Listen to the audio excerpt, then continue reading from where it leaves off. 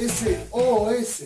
Hoy veremos interacciones moleculares, pero en particular las que ocurren en las moléculas biológicas.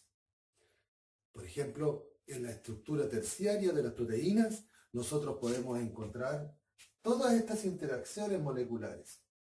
¿De qué se tratan? ¿Cómo ocurren? Es lo que vamos a ver el día de hoy.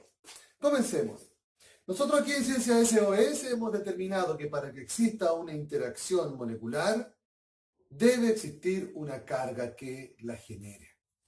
A ver, primero, interacción molecular. ¿De qué estamos hablando? Estamos hablando de sustancias que logran mezclarse y otras que no pueden hacerlo.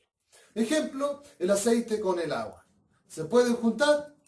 Por supuesto que no. El alcohol con el agua, ¿se pueden juntar? Perfectamente lo pueden hacer. Y ahora podemos preguntarnos por qué ocurre eso, o más bien, cómo ocurre ese fenómeno.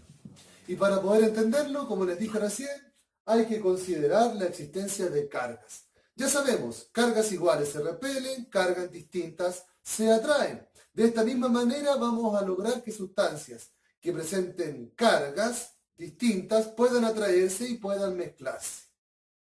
Si una sustancia no presenta carga, no podrá interactuar con otra, por lo tanto no tendremos posibilidad de una mezcla homogénea. Bien, para que una sustancia presente carga, en primer lugar, podríamos considerarla como una sustancia iónica. Las sustancias iónicas son sustancias que se caracterizan por presentar cargas eléctricas. Esa es la razón por la cual se logran atraer. ¿No recuerdan cómo se forman las sustancias iónicas? Entonces tendrán que hacer clic en el siguiente link. Vamos a continuar. Si una sustancia es iónica, dijimos, claramente tendrá cargas. Si es una sustancia molecular, también puede presentar cargas, pero distinto a los iones. Esa carga se va a generar cada vez que la molécula presente dipolo.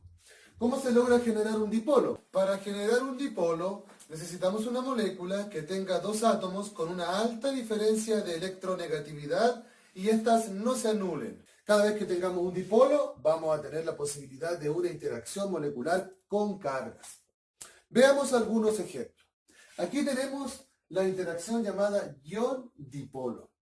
¿Cuándo tendremos una interacción ion-dipolo? Cuando una sustancia iónica, ion, puede interactuar con una sustancia polar molecular que presente dipolo.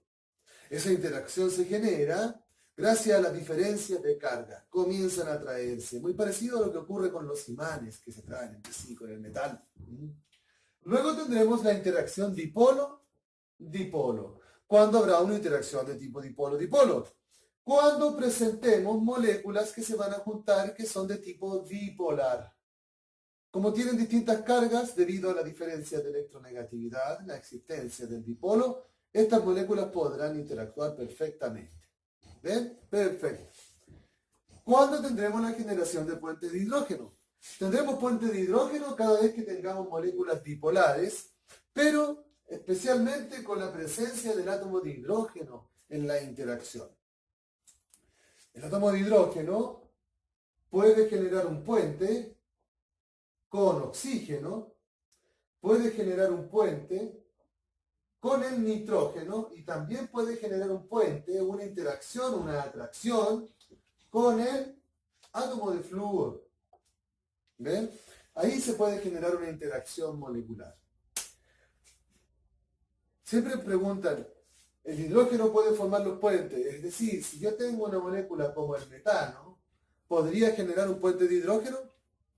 Bueno, la respuesta es que no, ya que para que pueda ocurrir un puente de hidrógeno, los átomos unidos al hidrógeno deben presentar una alta electronegatividad, para que así pueda generarse un puente, una atracción fuerte.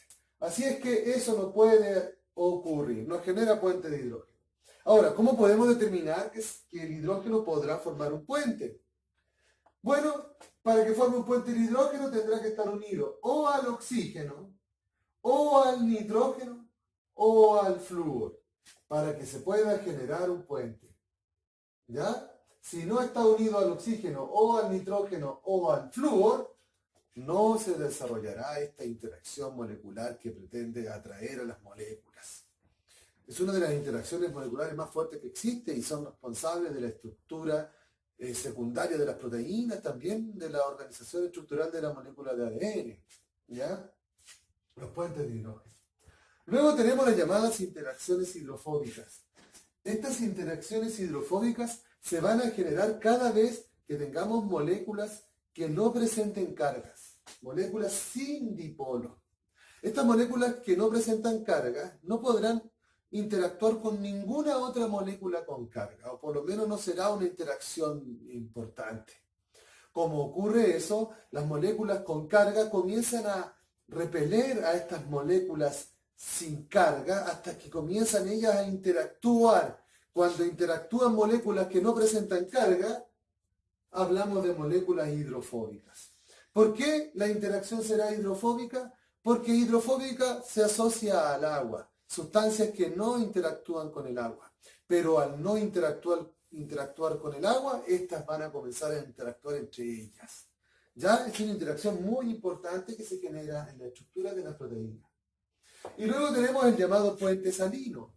El puente salino se va a desarrollar cada vez que sustancias iónicas que estén formando parte de una molécula comiencen a atraerse debido a la diferencia de cargas. Esa atracción es muy fuerte. El puente salino es una de las interacciones más fuertes que existen. Luego tenemos las interacciones ion-dipolo, los puentes de hidrógeno y las interacciones hidrofóbicas, entre otras. Un dato importante, a las sustancias líquidas que se pueden mezclar se le llaman sustancias miscibles. Y si no lo hacen, estaríamos hablando de sustancias inmiscibles. ¿Qué les pareció?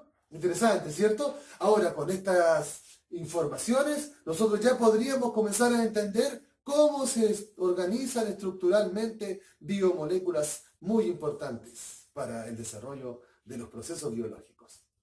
Muy bien, muchachos. Fue un gusto. Que estén muy bien. Adiós.